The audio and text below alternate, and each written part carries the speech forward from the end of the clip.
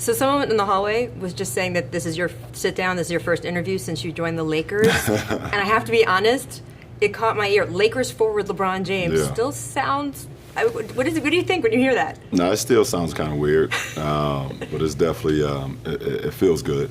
It feels good, and I'm looking forward to it. How hard was your decision to leave? Because we're sitting here in this school that I know you're opening this in Akron, Ohio. It means so much to you. You've talked about how much Ohio means to you, how much Cleveland, the Cavaliers, has meant to you.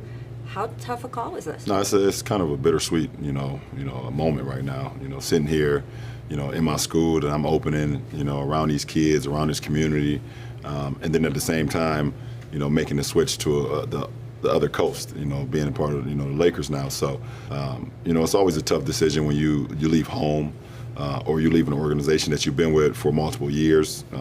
It's tough, to leave the first time I left. When I left Miami, leaving Cleveland once again, definitely tough. But it's a decision that was best for me and my family, and we're all. I think both sides feel great and appreciative of the moments and the time that we had spent together. You announced it quicker this time than you had with your free agency moves in the past. Is that reflective of the fact that you kind of reached that peace and decision quicker? Absolutely. I'm just at a point where I know what I want, what I like, and my family played a huge part of that. So, no need for the dramatics or the drawn-out conclusion of things. Just get right to it. All right, so we're sitting here in this school. This is a co-production between your foundation and the Akron Public School District. Public school for at-risk kids. Yes. You're a guy who has won 3 NBA titles, 4 MVPs, and yet you will tell anyone who listens that opening this school today is one of the greatest moments, greater than any of those. And I got tape of you in Game 7 of the NBA Finals, so do you mean it? I do mean it. I can sit here and be a loss of words, which I am now. Just, it's my first time here, walking these hallways and seeing, when I was driving here, just the streets that I walked, the stores, and some of the stores are still up when I was growing up. To be sitting here, with, my foundation, who was unbelievable, and, first shout out and great credit to Michelle Campbell. She's the right hand to all of this. And then to the Akron Public School System, who allowed us to even do something like this. It's a moment that I'll never forget, and hopefully, the kids, starting with the 240 kids that we have going in here right now, starting today, will never forget it either. So much of the features of these schools were built around your experience and what you would have wanted or you would have needed when you were that age. So tell me what it was like to be one of those kids. What did you walk around thinking was possible for you, was not possible for you? You didn't know what was possible for you because you kind of always paid attention to the statistics, and and growing up in the inner city, the numbers are always stacked up against you, so you didn't really know what was possible.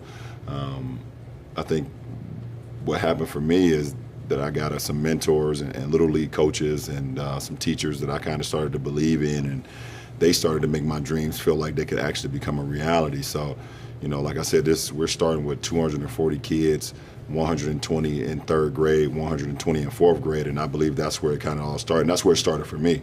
In the fourth grade, I missed 80 days of school, and that following year, I met a family in the Walker family, and they had a support system. I met some little league coaches playing basketball and football, and the following year, I didn't miss one day of school. So I feel like this is the point where, we can kind of get into the minds of the kids to let them know that we're here for them. And I think that's what kids ultimately want. They just want someone to feel like someone care about them, and that's what we're trying to do here. People hear that number, but I'm not sure they can really feel what that was like. First of all, I should say that 80-plus days of school, a school year only has about 180 days normally. Right. So that's for one thing. Right. But that was a year that you and your mom didn't have a permanent home. Right. You were kind of moving from place to place, people helping you out with a place to sleep, with food. Yep. What is that, again, actually like for a kid? Because that environment to then try to go to school and learn? It was challenging. It was mentally challenging, and you just sometimes you think about a kid being in the third grade at that age, being 8 and 7 years old, or in the fourth grade,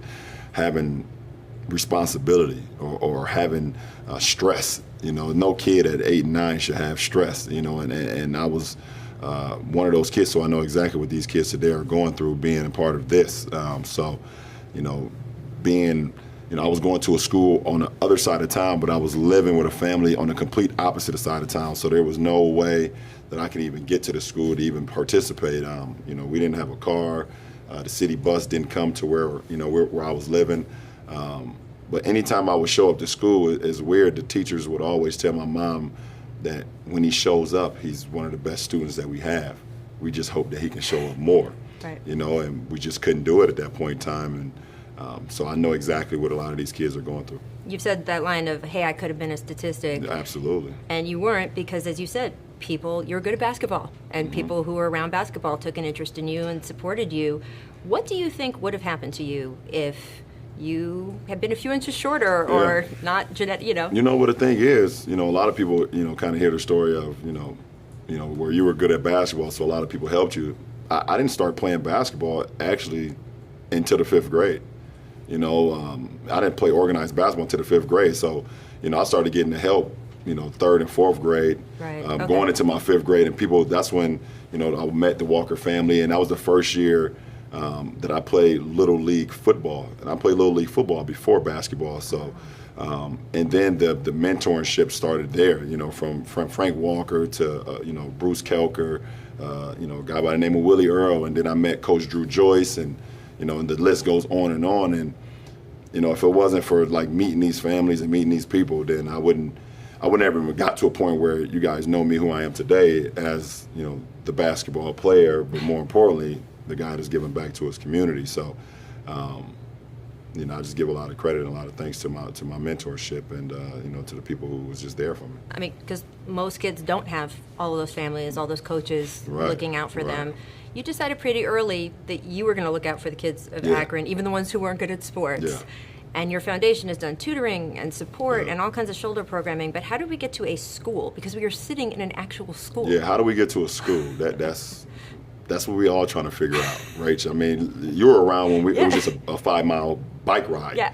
When we was doing the bike-a-thon. And I think it just shows growth from me as a basketball player as well. From the bike-a-thon to who I am today as a basketball player, and it shows the growth, throughout our foundation of how we can continue to get better and better and better, and kind of just like not having a ceiling. I don't have a ceiling to how much I can improve on my game, and we as a foundation don't have a ceiling how much we can improve our community and to a point where we have a school. Like we literally have a school. It's not a charter school. It's not a private school. It's a real life school. In my hometown, and this is pretty cool. I mean, it's pretty cool. Crazy to sit around absolutely and look around here. One thing that caught my eye beyond just all the academic stuff is the kids here will go here for longer school year and also longer day. They stay here until 5 o'clock. Yeah. Partly just so they're in this supported system and not out in the world as much. Absolutely. The other thing was food, is that if a kid is hungry, it's hard to learn. So you are giving these kids breakfast and lunch and a snack. And a snack. How important is that? I think, first of all, fueling the body, keeps the mind sharp. And I remember I was a kid, my attention span, I mean, listen, you can have me for a little bit, but you have to keep me engaged. And I think obviously fueling these kids and giving them food, a breakfast, a lunch, a snack, but just keeping them here under our support, keeping them here under our guidance, giving them objectives and criteria that they can match and not feel stressed and feel like they're family. That's what we want to create. We want to create an environment of family and not like a workplace. Sometimes you can get tired of kind of like, if you look at it as work, you kind of get tired of it. We want to create an environment of family where you want to always be around your family. No matter the goods and the bad, you always want to be around that support system. So, that's what we're creating here. So earlier this year, you were instructed to shut up and dribble, Yeah. which is amazing because if you had listened to that, we would not be sitting in this school that 300 kids are getting the benefit of. Absolutely. But I want to backtrack off that because those comments came because you were critical of the president. Right. And I wanted to know why, while you do things like this, it's also important to you to use your voice to stand up for kids like that, even as high as criticizing the president of the United States. Well, for me, I have a voice, I have a platform, and I have so many kids, and not only kids, but also adults and everybody that kind of look for guidance and look for someone to kind of lead them in a time where they feel like their voice isn't powerful.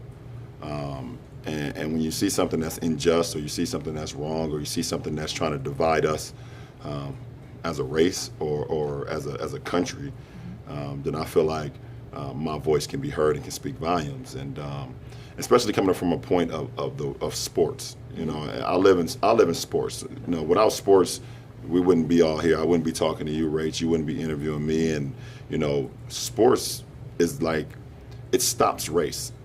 Every race comes together to fight for one common goal, and that's to win and to have fun and to have camaraderie and things like that. And for someone or a body of parties to try to divide us by using our platform of sport, sport has given me everything that I can ever ask for. I couldn't let that happen. So by using my voice and letting the youth know, and the people that need the guidance know that I care for them, and I'm gonna be their voice, and it's passionate for me because, like I said, sports is just the ultimate, to bring people together. So that's what I'm here for. Can we expect you to be active going up to the next election like you were in the last one? I'm here. I'm here. I already got my suit, right? My glasses, right? So we've had athletes run for office. This is sort of a public policy thing you're doing right here at this school. It is, but I may stick to coaching for a little bit. Okay, your AAU coach, my successful. AAU, Okay. 2 tournaments, two national championships. I'm feeling really good about my situation. Can I ask you about your other job, the whole basketball player thing? Yeah, Should we absolutely. get to that a little bit? Of course. Because you've made a huge change, and you have talked about how the weight and idea of helping this historic Lakers franchise that you looked up to big names like the Lakers and the Cowboys and the Yankees and stuff as a kid, bringing that franchise back to championship level is this exciting goal for you. Yeah. I want to know why you picked that over going to a team that was closer to winning a championship now, because those are two different things. Oh, absolutely, and I definitely thought long and hard about the possibilities of lining up alongside Ben and Embiid, or lining up aside, Harden and Chris. I felt like at this point in my career, the ultimate for me, just like when I went to Miami, everyone kind of looks at me joining a super team. But if people look at, I think Miami was 35 and 47, the year before I joined that team. And you can look at the Lakers, record from. So I like the challenge. I like the challenge of being able to help a team get to some places that they haven't been in quite a while. And obviously the Lakers haven't made the playoffs in a few years, but the Lakers organization and the historical franchise matches up there with all the greats. You can look at, the Cowboys, and you can look at the Patriots. You can look at Manchester United, Boston Celtics. These are like historical franchises, and for me to be a part of that, it just I think it's a great moment for not only me, but for my family and for the history of basketball in general. When you look at that roster, though, you're not just the only elite player on it. You're the only all-star on there. You could have told the Lakers, hey, I do want to come, but please do what it takes to get Kawhi Leonard here, too. So this year can already start to be building toward that. Why didn't you want to do that? Because I love the young guys that they have. And, I'm not trying to force my hand in no way, shape, or form. I believe Rob and Magic and Jeannie has done an unbelievable job of kind of reshaping what the organization should be in the last few years on, keeping Dr. Buss, his dreams and what he was all about, to keep that going. So I feel like they know what's best for the team, and I wanted to be a piece to kind of continue that, continue that motion on being back, to a championship franchise where they should be. There's one guy who could have come with you that would have kept those young players there too, Paul George. What were your conversations with him before he decided to stay with the Thunder? I didn't have many conversations with Paul, and I think Paul did what was best for him. And I think that's what everybody should do as players. They should do what's best for them and their family. Shouldn't get too pressured by anybody. If there's someone that they want to play with and they have the opportunity to do it, then go for it. But obviously, I think we all see that he made the best decision for himself and his family. Now, the Lakers have signed other free agents since you. It has raised some eyebrows. You have a guy who's a Shaqtin' a Fool MVP. You have a guy who wears the wristwatches on his ankles. You have someone who likes to blow in other players' ears, namely yours. Why should people not be skeptical of this roster? Because we just got guys who love to play basketball. At the end of the day, guys that love to play ball and that's what they do every single day. I love that. And I think Pelinka and Magic loved it, as well, and that's why they made the signings and bringing Lance and JaVale and Bees and Rondo, guys that just every day they wake up, they think about the game of basketball, and everything else is secondary. So we look forward to all the challenges, and I mean, eyebrows is always going to get raised when my name is involved anyway, so it shouldn't even be a surprise. And look, a lot of these are one-year contracts. The Lakers have talked about wanting that flexibility still for next summer. A lot of big free agents could be available then. You're turning 34 this season, though. How do you feel about the idea that what could be one of the last years of your prime is going to be more of a building year? I don't even look at it like that, because I don't feel like this is one of the last years of my prime. I think that's another statistic number, and I've always been a part of beating the odds in life. So. Being around my kids it gives me even more and more time in my youth. So, I don't feel like this is even a rebuilding, year for us. We have an opportunity to do something that a lot of people don't think we can do, and we love the notion of it. It's another rebuilding year, and we don't have enough. So, that will motivate the guys that we have anyways. I mean, look, the reason why people are saying, I don't know where the Lakers are going to end up is because the Western Conference is really tough. Absolutely. It's one of the deepest it's been in a while. You haven't played in the West before. Have you really thought through, okay, I'm going to be on my fourth 4-hour flight of the week, stuff you didn't do back in the East, and what if it's February and we don't have a winning record? Have you thought through if things are grim before they get great? Oh, absolutely. I mean, that's all part of the mindset. I mean, there's going to be times of us being a young group, meaning playing together, that we're going to have times where it doesn't look like what we would think. There's going to be times where guys are going to question what's going on, and that's just human nature. I understand that, but I've always been a part of it. I know a lot about the ups and downs of a season, and one thing we can't do is lose focus on what the main goal is, and the main goal is to continue to, be as great as we can be every day, build championship habits, and not even saying that we're a championship team now, but building championship habits to when we get to that point, we can fall back on something. So we have a great young core, we have a great veterans, we have a great system, and a great organization, more importantly. So it should be fun. And you've made a long-term commitment to these guys, 4-year contract. How confident are you that sometime in these 4 years you will be in the finals again? You could win another championship. That's the goal. That's not my question. Listen, I plan and I train and I set my mind every single day to play for championships. And Magic and Jeannie and Rob, and they believe the same thing, and that's what their goal is too. So when you're around people who have the same goal in mind, then you can live with the results. All right, so that's your professional legacy. Your personal legacy is, of course, another story. That's family. That's things like this school. Mm-hmm. As you mentioned, your AAU coaching career. We've been seeing you around and with your son. Yeah. What has it been like for you to be watching him growing into this basketball player and dealing with the pressure of being your kid? Yeah, I mean, it's been challenging for all of us, but it's been fun. I love it, because he get an opportunity to feel some of the things that I had to go through. Yeah, but he's called LeBron James Jr. Yeah, but the thing is, he doesn't. Our kids are so awesome that they don't even get caught up into it. No one calls him LeBron around our house. No one calls him Junior around the house. We call him Bronny. All his every day he wakes up saying, I got to make sure I look out for my little brother, my little sister, and be a great young man. Make my mom and dad proud, and everything else kind of takes care of itself. So, it's always pretty awesome to kind of just see him grow and grow every day, and then play the game that he likes to play, not what I want him to do. He loves to play the game of basketball and have fun with his teammates, and he plays it the right way, and that makes me happy. And of course, it's your kids that you influence, but it's all the kids here in this school, and really a lot of kids across Akron. When it is all said and done, what is that going to mean to you?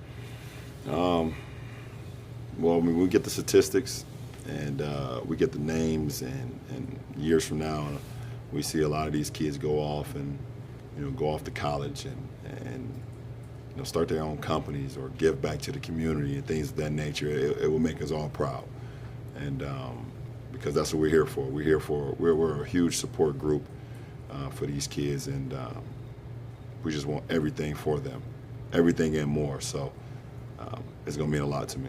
Well, people keep track of your championships, so you might as well keep track of that number too. Absolutely, absolutely.